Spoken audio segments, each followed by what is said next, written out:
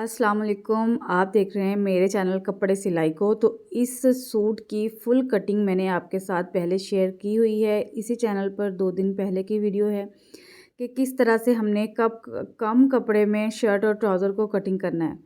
तो यहाँ पर ट्राउज़र में कुछ जोड़ आए थे जो कि मैंने ऊपर की तरफ लगाए। ये देखें, अब फ्रंट वाली साइड पर सबसे पहले हमने इनको जोड़ना है। आज मैं आपको इसकी स्टिचिंग बताऊंगी। कटिंग मैंने पहले बताई हुई है। उल्टी साइड सीधी साइड की तरफ साथ मैच करते हुए हमने ये जोड़ लगाते जाना है। फ्रंट वाली साइड पर फ्रंट पर भी जोड़ आए हैं क्योंकि लेंथ कम बन रही थी, और बैक पर भी ज़ाहिर बात है जोड़ आएगा।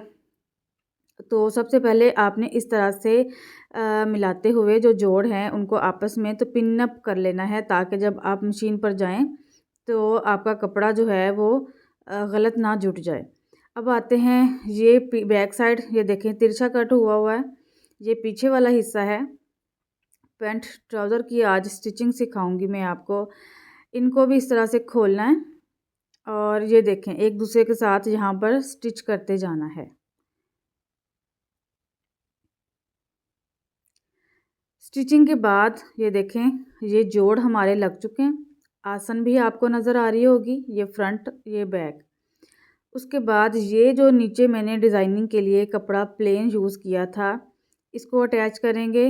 गलती मुझसे ये हुई कि मैंने ट्राउज़र को सीधा कट कर लिया और इस प्लेन कपड़े को उल्टा कट कर लिया। तो अभी हमने थोड़ा सा एहतियात के साथ इनको अटैच करना है कि ऊपर वाला पल्ला नीचे वाले हिस्से के साथ जाएगा और नीचे वाला पल्ला ऊपर वाले हिस्से के साथ जाएगा, इस तरह से। और यहाँ पर पिने लगा के कॉमन पिन लगा के तो हम इसको स्टिच कर लेंगे। और ये नीचे वाले हिस्से की अब बारी आती है, पीछे वाले हिस्से की जो ज़्यादा चौड़ाई में है। तो इसका भी इस तरह से ऊपर वाला हिस्सा नीचे के साथ और नीचे वाला ऊपर के साथ इस तरह से जाएगा कि उल्टी साइड जो है वो एक तरफ रहेगी और सीधी साइड जो है वो एक तरफ हो जाएगी।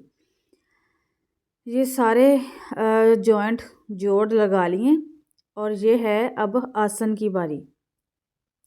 इस तरह से उल्टा पकड़ेंगे हम इसको, उल्टी साइड बाहर की तरफ करते हुए आसन स्टिच करेंगे। पूरी आसन पे सिलाई नहीं लगानी है, बल्कि नीचे से 1-1.5 इंच आपने छोड़ते हुए सिलाई लगानी है। यहाँ पर अब बैक वाले हिस्से पर भी यहाँ पर सिलाई लगा लेंगे। सिलाइयाँ लगाने के बाद अब हमने इसको खोल लेना है। खोलने के बाद एक दूसरे के ऊपर सीधा रखना है। जिस तरह से पैंट होती है बच्चों की या बड़ों की, सेम पैटर्न होता है, सिर्फ साइज़ का फ़र्क होता है। वही चीज़ हम कपड़े पर कट करेंगे। जब भी आपने साइड की सिलाई लगानी है, यहाँ से बराबर रखना है ताकि हमारा डिज़ाइन ऊपर नीचे ना हो।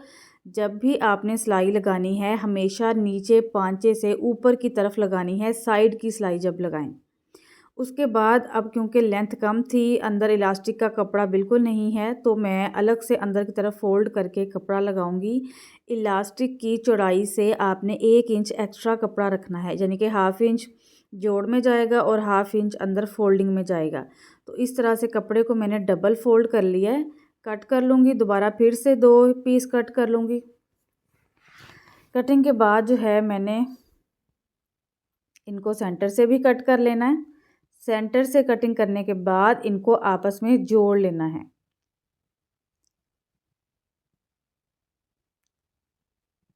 इन पीसेस को मैंने जोड़ लिया है और फ्रंट वाली आसन से मैं इसको 1 इंच छोड़ते हुए कपड़े को पीछे से सिलाई लगाना शुरू करूँगी। जब आपके पास कपड़ा कम होता है तो कोशिश कर लिया करें कि सिलाई में कपड़ा कम दे लिया करें। तो मैं बिल्कुल थोड़ा थोड़ा कपड़ा सिलाई में दे रही हूँ।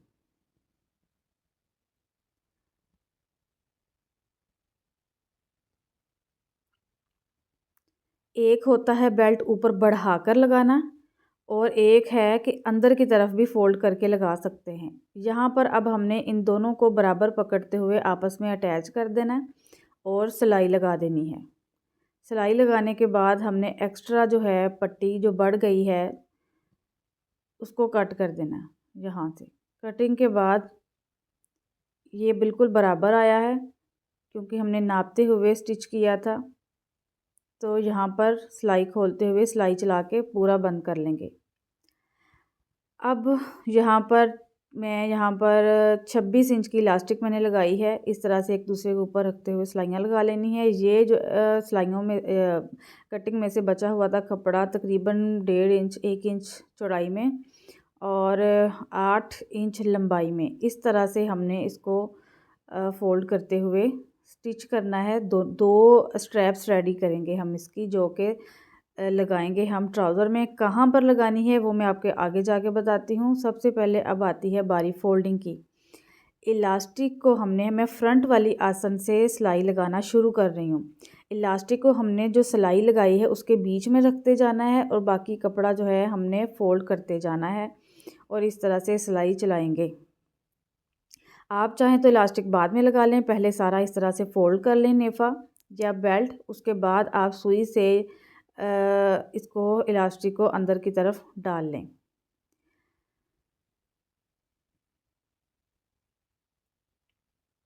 अब आती है बारी स्ट्रैप्स की। स्ट्रैप्स मैंने लगानी थी जो साइड की सिलाइयाँ लगाई थी ना, वहाँ पर बिल्कुल सिलाई के इस तरह से बराबर में इसको लगा के डबल स्टिच कर देना है। मैं लगाना भूल गई थी तो फिर बाद में मैंने सीम रिपर के साथ थोड़ी सी सिलाई को उधेड़ते हुए इसको अंदर करके तो लगा दिया है।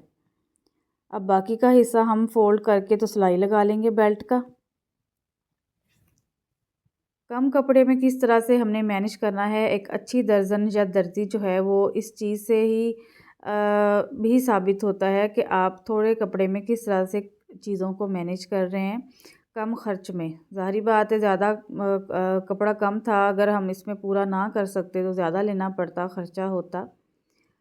तो बिल्कुल छोटे छोटे पीस भी फेंकने नहीं होते जब तक आप पूरा सूट सिलाई ना कर लें, वरना बाद में फिर ढूंढते ही रहेंगे। मैंने बहुत सारे लोगों को देखा है कि जो है वो फेंक देते हैं, लागर्जी करते हैं छोटे छोटे पीस। बाद में फिर परेशानी होती है जब हम कपड़े को स्टिच करते हैं।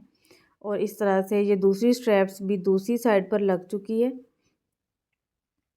इन स्ट्रैप्स के से क्या होगा कि जब हम अपनी शलवार या अपना ट्राउज़र कैप्री जो है आसानी के साथ हम अपने वॉशरूम में भी टांग सकते हैं और हैंगर में भी टांग सकते हैं। हमारी शलवार या ट्राउज़र गिरेगा नहीं। अब सारी चुनट्स को बराबर करते हुए ये मैं एक और सिलाई सेंटर में लगा रही हूँ ताकि हमारी इलास्टिक जो है वो मुड़े ना बीच में से। एक्स्ट्रा धागे कट कर लूँगी। ये जो कपड़ा बचा था जो हमने ऊपर इलास्टिक के लिए लगाया, इसको मैं 1/2 इंच अंदर की तरफ फ़ोल्ड करते हुए, बल्कि 1/2 इंच से भी कम और 1/2 इंच कपड़े पर बढ़ा कर रखते हुए इस तरह से स्टिच कर रही हूँ। बल्कि 1/2 इंच से भी कम मार्जिन मैंने दोनों हिस्सों का लिया है। आप चाहें तो ज़्यादा चौड़ी, थोड़ी सी ज़्यादा चौड़ी फोल्डिंग भी पाँचे के नीचे जैसे कि 3 इंच की 2.5 इंच की लगा सकते हैं, लेकिन मेरे पास कपड़ा यही था तो फिर मैं इसी के साथ ही मैनेज कर लूँगी। और दूसरा भी इसी तरह से स्टिच कर लेंगे। एक्स्ट्रा कट कर दूँगी जहाँ से मैं।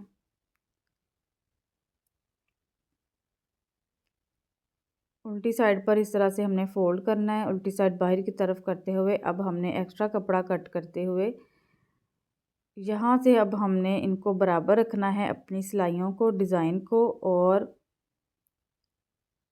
1/2 से पौना इंच के मार्जिन पर यहाँ पर मैं ऊपर की तरफ सिलाई चला लूँगी। यहाँ से जो जोड़ आएगा इसको भी हमने सिलाइयों को बराबर रखना है ताकि हमारा डिज़ाइन जो है वो ख़राब ना हो। अब सबसे पहले हमने दोनों साइड की ये जो नाली की सिलाई होती है इसको लगा लेना है। ये दूसरी साइड की भी नाली की सिलाई लग चुकी है। अब देखें मेरे हाथों को किस तरह से, ये आसन को इस तरह से पकड़ना है हमने और यहाँ पर अब हमने दोनों साइड की आसन इकट्ठी जोड़ देनी है। इससे क्या होगा कि आपका ट्राउज़र पांचे से ऊपर की तरफ नहीं उठता। यहाँ पर लगाएं तो डबल सिलाई लगाएं, हमेशा सिंगल सिलाई ना लगाएं। जिनकी जो हैं वो आसन से शलवारें फट जाती हैं उनके लिए, या अगर कच्चा धागा हो आपके पास तो। अब ये वाला जो ये जो एक्स्ट्रा हमने कपड़ा लगाया था फोल्डिंग के लिए, क्योंकि कपड़ा कम था तो इसको ऐसे फ़ोल्ड करके प्रेस लगाएंगे और यहाँ से भी फ़ोल्ड करके तो छोटे छोटे टांके भरते हुए तरपाई कर लेंगे। फाइनली हमारा ट्राउज़र स्टिच हो चुका है और ये जो सिलाइयाँ हैं आसन की और साइड की सिलाई, इनको बराबर रखते हुए हमने पकड़ लेना है और यहाँ से जो साइड की सिलाई के ऊपर हमने रखना है आसन की सिलाई को। और इस तरह से कपड़ा सेट करते हुए हमने इसको प्रेस कर लेना है। शलवार की तरह प्रेस नहीं करना अगर आप स्मार्ट दिखना चाहते हैं।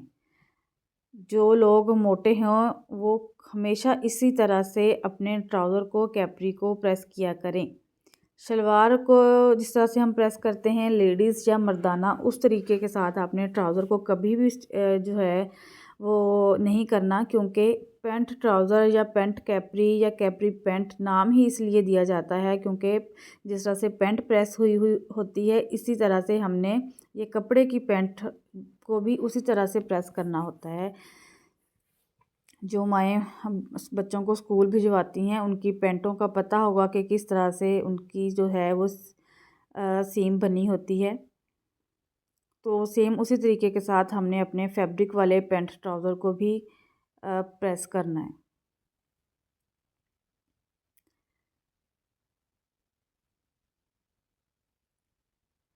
वीडियो को लाइक करके चैनल को ज़रूर सब्सक्राइब करें और बेल आइकॉन का बटन दबाना आपने बिल्कुल नहीं भूलना, ताकि मेरी सारी वीडियोस जो आएँ उनका नोटिफिकेशन जो है वो आपके मोबाइल स्क्रीन पर हो और आपको मेरा चैनल जो है वो बार बार ढूंढना ना पड़े। और ये देखें,